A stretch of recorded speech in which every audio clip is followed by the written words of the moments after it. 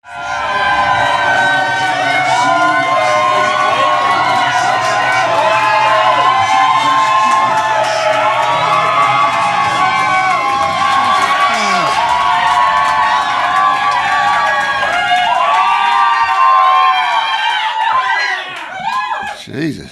Yeah. Enthusiastic.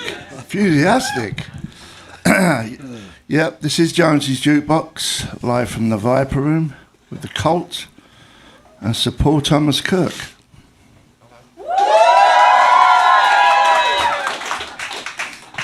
Yeah. How did you become a Sir Paul? That's what I want to know. And I didn't. Who'd you pay? Somebody asked me that. I just made it up, actually. Yeah. And people believe you. I think you can become a Sir, though, right? If you pay. Or is it a knighthood? You can buy a lordship or something like that if you want, if you've got enough money. But a knighthood is a Sir thing, yeah. right? Yeah. It's a weird day today, right, guys? Yes. Oh yeah. Yep. From where we come from. Indeed. Yep. Probably no one understands what... I don't even understand it. But the Brexit... You know what Brexit is? Yeah. That happened today in England. So England are out of the... Britain. Out of Britain. United Kingdom. United Kingdom. Yeah. Of Northern Ireland and Do Wales. you know more about it? Very little more. Not really. Not much. I think Mr. Cook says, what is it? That Britain's no longer now has to abide by laws passed in Europe. Yeah, we're not tied to the bureaucracy of the European Union anymore. Basically, that's my understanding. They won't make our laws. They won't tell us what to do. Trade tariff, all that sort of stuff. We're free of all that, but we still love them. You know what I mean? We're still Europeans. Well, you're the only one out of the three of us here who still live there, right? Yeah. So it affects you more than... Yeah, it will do. All the travel and stuff like that's going to be a pain. I think for bands as well. For bands touring from the UK going to Europe, going through passport controls. There's no free borders anymore. You can't... In Europe, you're free to travel wherever you want. That's not the case with the UK anymore. Yeah. It's like putting the barriers up a little bit, which is sad. Very interesting. Oh, we're getting all political on Jonesy's Oh, yeah, it's heavy. No, I couldn't give a toss, really. But the fact that it's happening today is weird. They've been trying to do this they keep putting it off. It's happening today, definitely, yeah. One way, we'll survive, one way or another, you know, we'll survive. There'll always be an England. Funny enough, it's John Lydon's birthday today. Yeah, Johnny Lydon's. We give him a little sing-along at the end. 64 he is When I'm today. 64, are you going to play that? Well, no. Oh. The Beatles one? Do you play Beatles on your show? Now and again. I'm more of a Stones, play Rolling Stones. White Beatles. Album? No? Yeah, I mean, don't get me wrong, I like the Beatles, but as far as playing, DJing, No. I rather play the Stones. I find that more satisfying. Are you a big... Sexy? Yeah. Are you a big Beatles fan? Both. Ian? Yeah. Yeah. Both Stones and Beatles, Yeah. I grew up in Merseyside, so I kind of grew up around it. In Liverpool? The madness. Yeah. Was that still going on when you was a kid?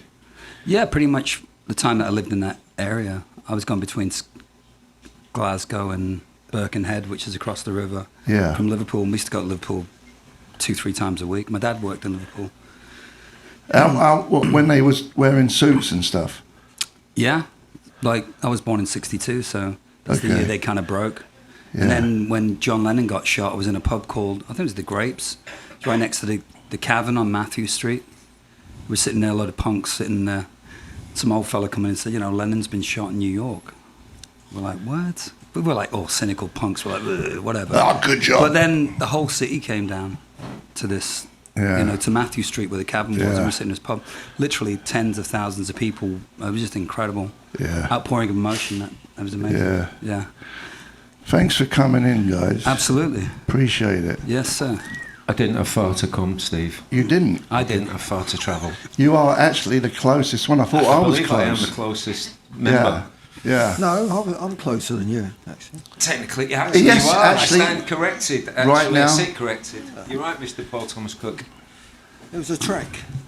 Wasn't all that Mersey beat massive in the States when they first came The out? Beatles? No, just the Mersey beat in general. Oh, Jerry Costa Mersey, Yeah, Jerry and the Freddie and the Dreamers. Yeah, all that stuff. Wasn't that massive? Ken over there? Dodd's Diddy Man. Dodd.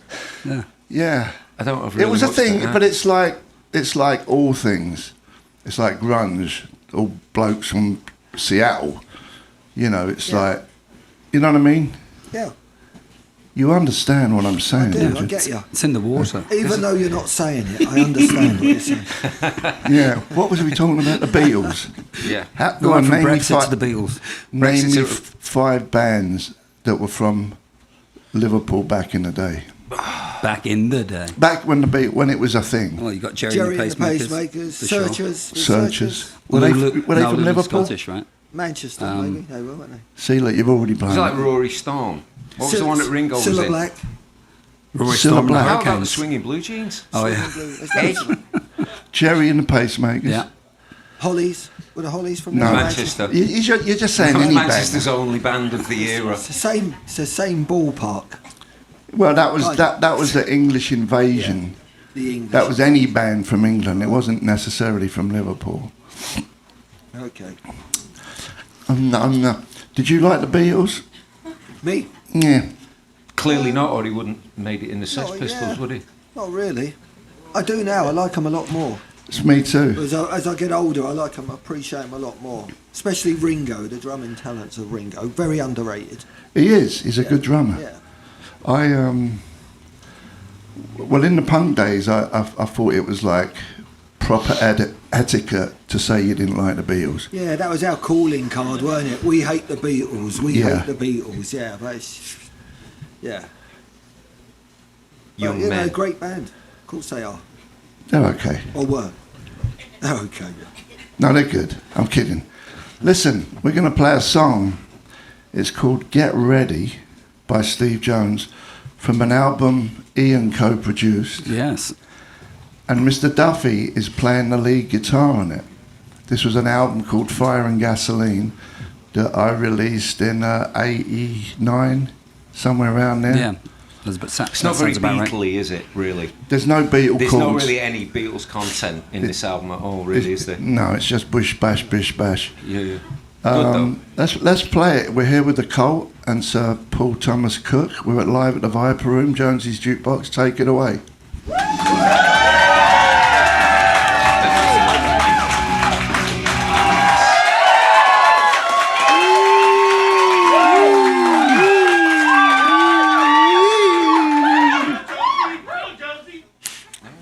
How are you?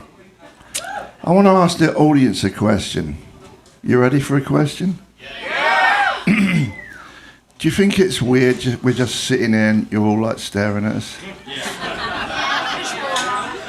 And really not doing anything. We're not even jamming. I think people might get the misconception that because we're at the Viper Room. Not interrupting you, are we over there? Okay, good. Because, you know, it's very important. You know, we're on a stage at the Viper Room, and I think some people might think that we're playing here, but we're just basically doing Jonesy's Jukebox from here for an hour. Well, I'm just confused. Maybe you should. Maybe you should do a little. Why did you say that? Did you see that look? He's just giving you a dead look there. I don't mean now. I don't In the mean now. future. In the future. At some point in to the be future, determined. yeah. Get the banjo out. Yeah. Yeah. No, I don't. No, I think that's a good idea. Well, I did it with Fred Armiston. He was on here, and we had a little jam. Yeah. He's keen, isn't he? He's great. He don't mind. He's just he likes. He has that keenness of a non-professional musician. He's great. He's actually a good drummer. Fred, didn't you do something with him in a great England? bloke. I was on the show about 18 months ago. Oh, on one me, of your you, other and shows. Billy at the Yeah, with him. the Yeah. Guitar Centre. He's a good drummer, not a very good comedian. Yeah, he's Oh, chance is a fine thing. So, Now what? that's it. Is that it? I'm out of Out of ideas. ideas. So that track, that last song was from your last album, Yep. and Deeply Ordered Chaos. Deeply Ordered Chaos, which is From very Hidden City. Hidden City Hidden City. is the name of the album. Yes. Thank you. And it very fits in with all Title that. came off a Tevez shirt. Football player. Yeah, it's a long story. The boxer? Well, boy, but no, the footballer. Tevez. Oh, for Liverpool. No, he played for Manchester City. That's what I said, Played Manchester City. Played for Boca Juniors. They may be going back He to Manchester went, didn't he? He United. kind of disappeared, Tevez. Now he's with some two-bob team, right? Boca No, he's Juniors. playing with Boca Juniors in Buenos Aires. Oh, in that case. That's a good team. Because he is Argentinian, right? That's correct. He went home. Well done. Thank you. Is he still playing? There's nothing like that I done, knew we'd doing get your to own football. work. And it didn't take long to get to football, did it? That's okay. That's It's okay. It's all right. We love football, Yeah. soccer. Are you an Sorry. LAFC fan? Then we're gonna really bore them to death now. Have you seen LAFC yet? Have you been to the ground? the new one? Yeah. No. It's incredible atmosphere. It's amazing. Is it brand new? It's the third season. And it's about 30,000. 22,000. So it's about the And the same first- as the Depot place. No, well, yeah, it's about the same. Yeah. Yeah. But it's an incredible atmosphere. Are you supporting that team? Yeah. LA. Yeah. What's their kit like? LAFC, black and gold. Okay, so it's pretty Yeah, cool. great kit. Will Ferrell's one of the owners. Yeah. Yeah. And are they? It's got to be warm, hasn't it? What do you mean? A black football kit. Well, Absorbing all the heat. If you're trying to be an athlete and get the competitive edge. yeah, but refs always used to be in black. Yeah. No, they were. They run about, but I don't think Yellow. they run about I as think much they do as- more running than anyone, don't they, refs? Referees? No. No? These guys are running like 10, 12K a game. Oh, I thought they were Yeah. like doing a lot of the running. No, not as much. Slim in colour black. So you're a Man City fan, I'm a Billy, Man City fan, yep. Ian, Everton. Everton, Yeah. and me and Mr. Paul Thomas Cook are Chelsea fans. Correct. Right. See? Yeah. No, Means Totally nothing. disinterest. Means absolutely nothing. Let's get back to music. Yeah, Segue. Got to segue back to music. So what strings you use, Billy? I use ones made of metal. Metal ones? Metal ones all the time. I yeah. like the elastic band ones. They're did you? kind of I good. use free ones. Ernie Ball, right? Ernie Ball would be very good to me, actually. California company, very nice, great strings. I've been Oh, using them good. for years too. Yep, never found a reason to change. Use the same guitar pick as well. Yeah, the Urco. The Herco. Johnny Thunders gave it to me. Yeah. True story. I've been playing them forever as well. You kind of hooked me up with the Dunlop I think guy, I right? did. Yeah, they own Herco now. How many? Is that true? Johnny Moving Thunders gave you the along. pick? Johnny Thunders gave me a guitar pick in Manchester at a gig. He was on a phone. I don't know what he could have been doing. No, on a I wonder what payphone he was doing on the phone. in Manchester, in the lobby of Manchester. He's still there. The venue still exists. It's called the Academy. So Yeah. we played there. Okay. And it's in the uni. And I was a little punk, and I went there and I saw him, and I was like, I couldn't believe this creature. You know, I grew up on like an estate, council estate in Manchester, and I saw this like creature, Johnny Thunders from wherever he was in New York, and Was that wasn't? I That, approached him. that was after the Anarchy tour and all that. Yeah, it was after the This is Anarchy like tour. when he's- I tell you the bill. The models with Marco Peroni were on Yeah. first, Susie and the Banshees second, Yeah. and then Johnny Thunders and the Heartbreakers were the headliner. And he Yeah. gave me. He didn't speak. No words were exchanged. I just gave him that puppy dog look of acknowledge me, and I was probably 17 at the time, 16 I think. And he reached in his pocket of his 501 Levi's, which you couldn't buy in England at the time. I might point out just for you trivia nuts. Pulled out a guitar pick and he gave it to me and went back to doing whatever he might have been doing on a payphone, arranging something, probably his holidays. And off I went, happy as Larry, and That's I still amazing. use the same So guitar. you're actually ordained by Johnny Thunders. Yeah. We might have touched fingertips, Yeah. maybe. And that was it. I use the same guitar pick as that now.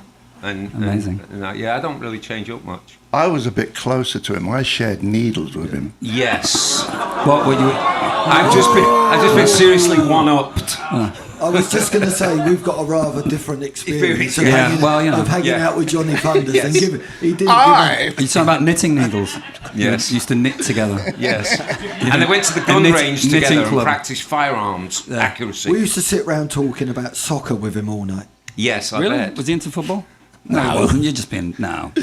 All right, tell us about Yeah. the thing where there was that rivalry between Johnny Thunders and the Sex Pistols.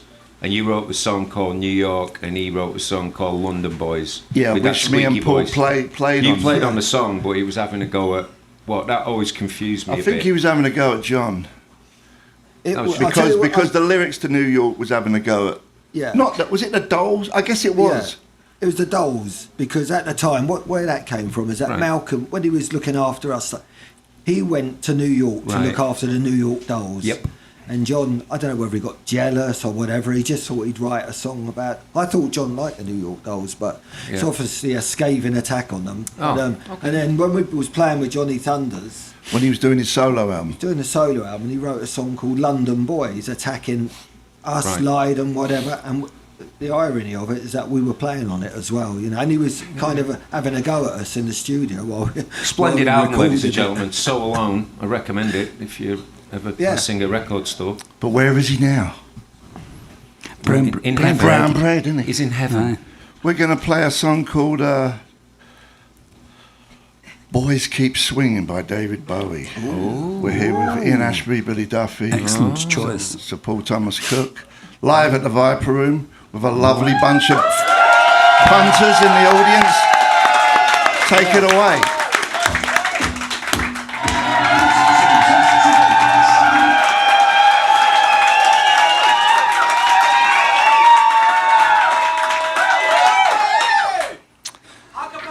How are you? You having a good time? Don't you hate that when guys in bands say that from the stage? You're having a good time. You feel all right. You're all right. You feel all right. You're ready for some That's your rockin' go-to. tonight. You know that? No. That's your go-to, isn't it? That's my go-to. Is That's it your like standard. Is it like there's a list, right? Of Yeah, there is. What singers? What do you Yeah. say? What's your Say. one? Say that. I What's say, your are you feeling all right? Oh Actually, no, I'm not. no! I want my money back. Yeah, I'm okay. Yeah, we're all right. So that was Love Removal Machine Yes. from the album Love. No. Electric. That's what I said, Yeah. man. Electric. Anyway. Anyhow. Did you have fun doing that album? That was like a transition for you guys. It felt like to me. You both moved I to think that was a fun. moved to LA. No, New York. Well, we did it. We did it twice. Did it twice. Electric. Yeah. Pray tell. Yeah. It's a long story. It's okay. We started. Right, sure. We went back in with Steve Brown. Yeah. And we were at a studio called The Manor in Oxfordshire. Yeah, which yeah. is Richard Branson's. I think it was his house, right? Was it his house? Yeah. They had a studio there. We went like there, a didn't 16th we? century house, an amazing house, and great studio with Steve Brown. I get going. Billy work all day, and then I'd get in about 5. I'd just roll in. Billy, off. I clocked off. He had the early shift. I come in the late shift, and then.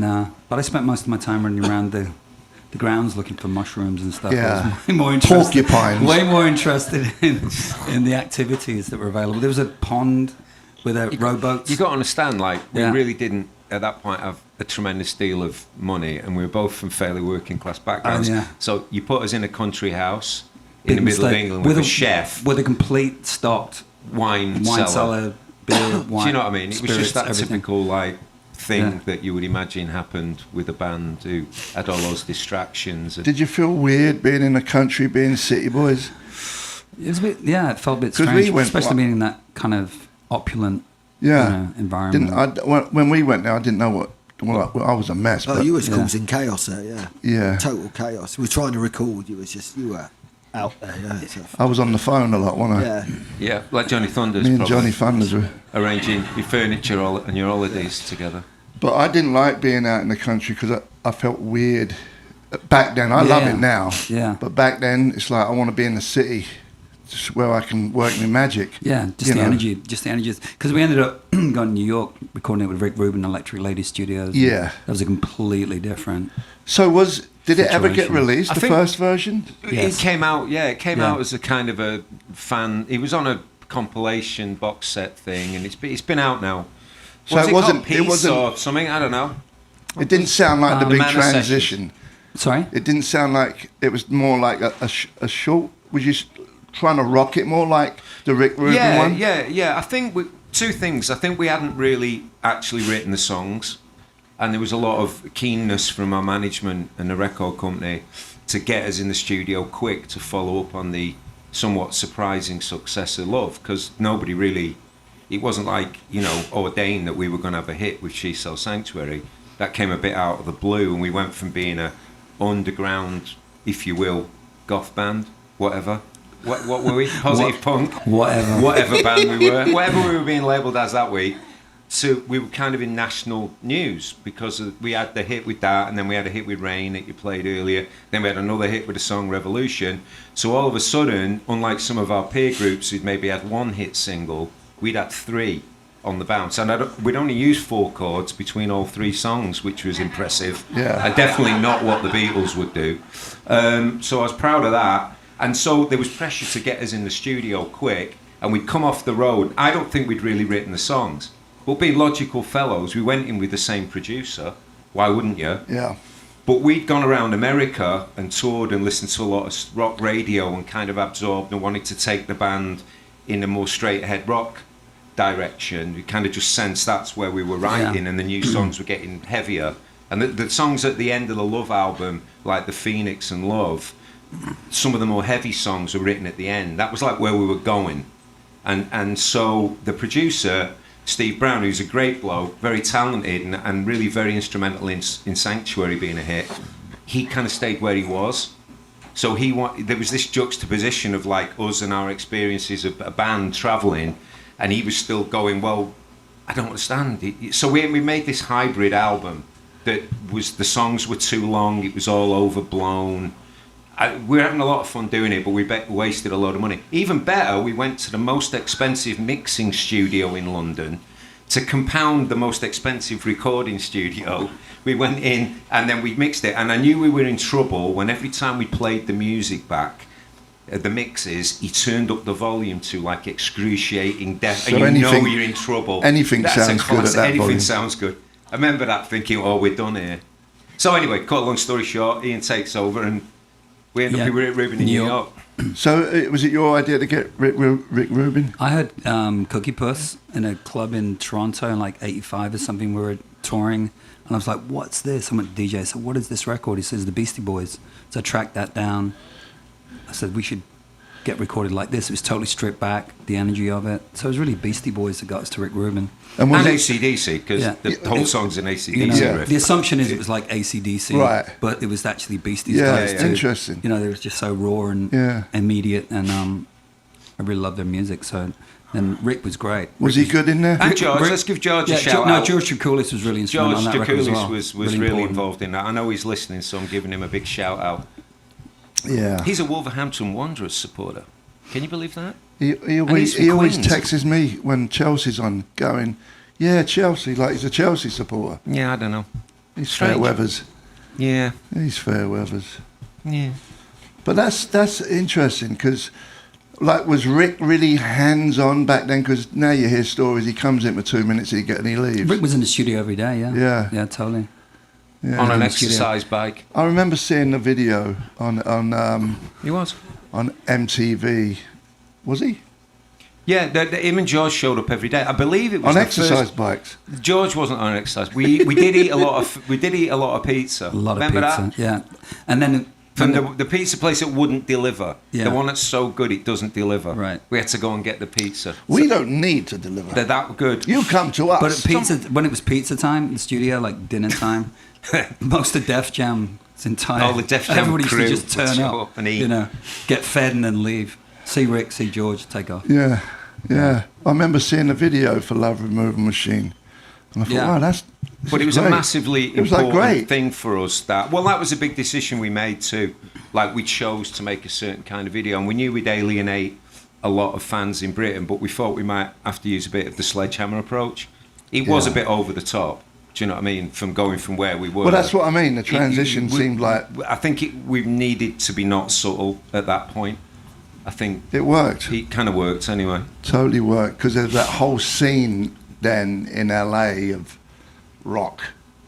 You know what I mean? Yeah, there was like a thing going on here. We've gotten kind of associated with that, but other than playing with Guns N' Roses, you know, that in '87 when they came out on tour with us, I mean, I enjoyed hanging around on the strip, but we never played with. We played with Aerosmith and Guns N' Roses. I mean, we were never in that to me that metal scene. Nobody wore spandex in the cold. Nobody had like chains for their drums to hang off. And I mean, it was a whole scene. I thought it was funny, but it wasn't something that we'd sort of associated with. It was more just circumstantial, really. Yeah. But you loved it when you came to LA, right? You stayed here. Yeah, loved it.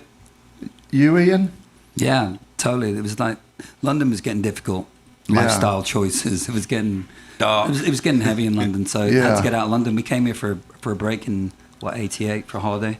Yeah. Stayed for 2 weeks and ended up moving on to Larrabee Street, right next to just down the street from the Viper Room. Right. It was our first kind of where our first apartments were on the street. Yeah. Didn't we write Edie there? Yeah, Edie I was think we written wrote there. Edie a stone's throw. Many things happened a stone's throw from this building, but writing Edie was one of them. But it was incredible in Hollywood that time because there was still a lot of folks around from the '60s that you could access, you know, hang out with, ask questions. People like Timothy Leary, you'd bump into him out somewhere, you know, like the whole Doors contingent.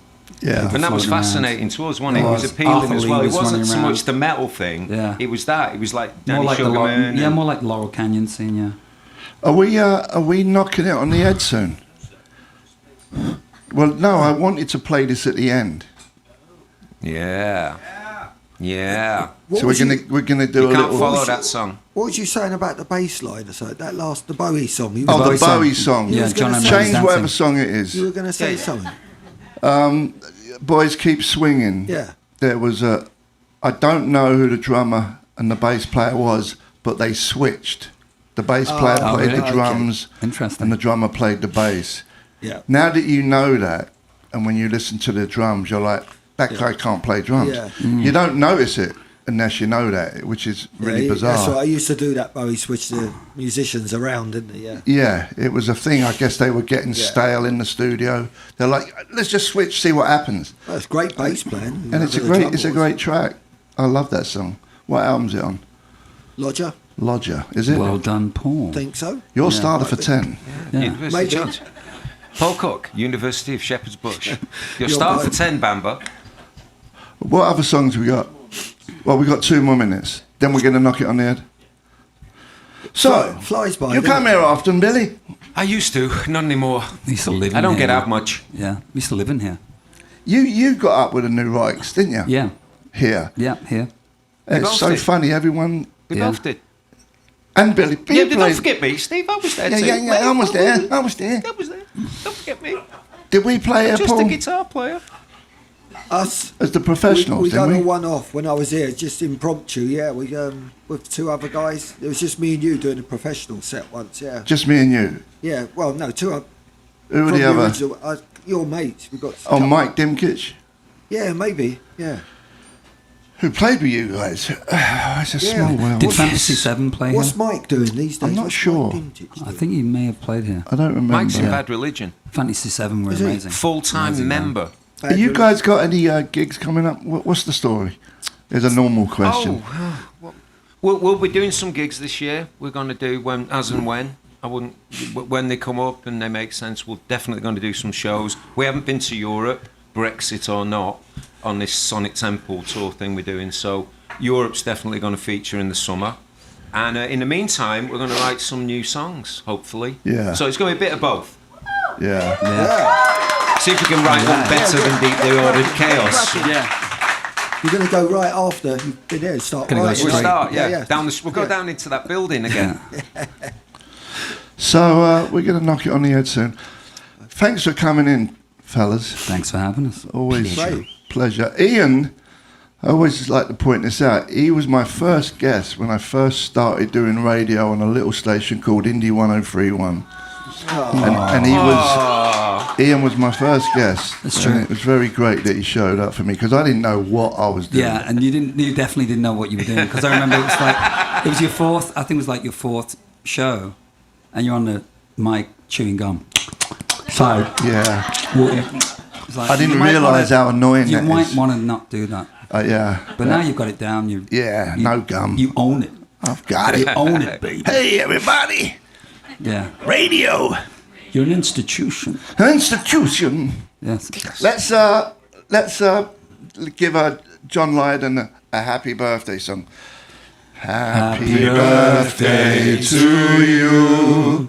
Happy birthday to you. Johnny. Happy birthday, John Lydon. Okay, John Lydon. Happy birthday to you. I'll see you next week. I am them.